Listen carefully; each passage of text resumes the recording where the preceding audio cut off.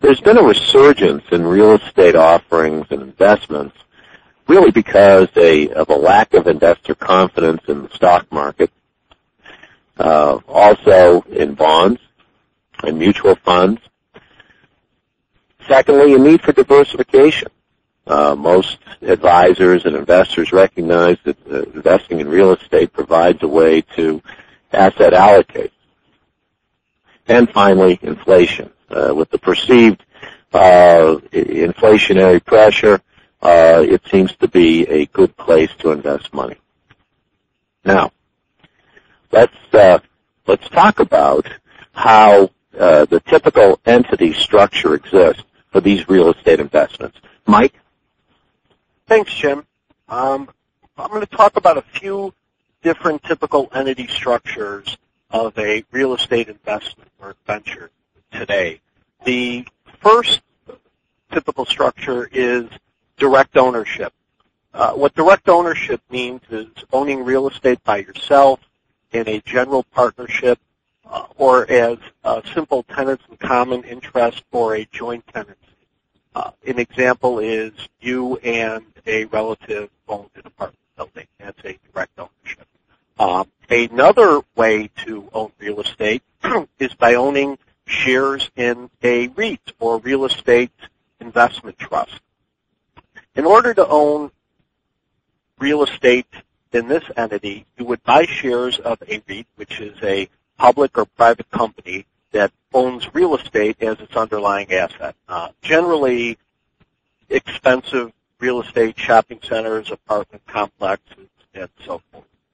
Special tax rules relate to the investments and relate to excess cash that must be distributed each year. There are also special rules relating to ordinary income capital gains distinctions. The next structure, which is commonly used to own real estate, is a limited partnership. A limited partnership is an entity with general partners and limited partners. The limited partners are generally passive investors. The general partner is generally an active manager which has unlimited liability. The next typical structure is an LLC or limited liability company that has grown very favorable since the 1990s and is very popular today. The LLC is similar to a limited partnership, except the general partnership has limited liability instead of unlimited liability. Generally, the LLC is taxed as a partnership for tax purposes to take advantage of favorable tax laws, but may be taxed as a corporation under certain circumstances. The next typical entity structure is known as a tenant in common interest or a TIC.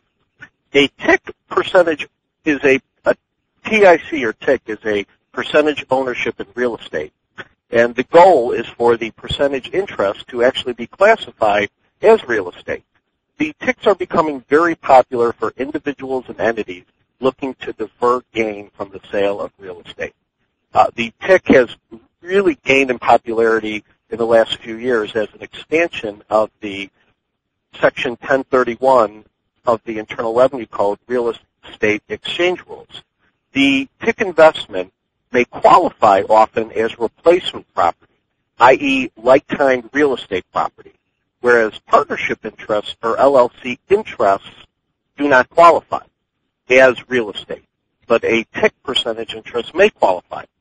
Again, the TIC popularity has skyrocketed since a 2002 IRS revenue procedure set forth conditions for a percentage ownership interest to be considered like-kind real estate property. We expect the popularity of TICs to continue. I'd like to turn the program over to Jim to discuss securities law issues. Thanks, Mike. Now, LLPs, LLCs, and TICs nearly always meet the definition of securities under both state and federal securities laws. This, of course, requires registration. However, as many of you may know, there are exemptions to registration requirements, and typically promoters take advantage of the private offering exemption to accredited investors as defined under the securities laws.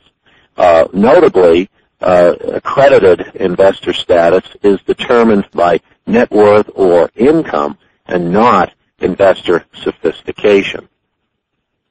Now, let's go to due diligence questions. Normally, promoters of LPs and LLCs prepare a private placement memorandum or offering circular. And, in fact, a careful TIC promoter will do the same.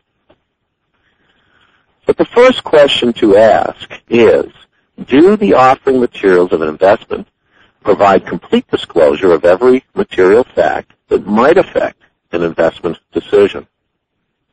That's what investment advisors need to determine. The second question, is the information provided in a manner that makes it possible to thoroughly evaluate both the economic and tax merits of the offering?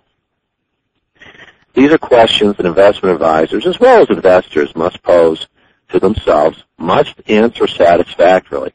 Now let's drill down a little bit and look at the due diligence process, 10 steps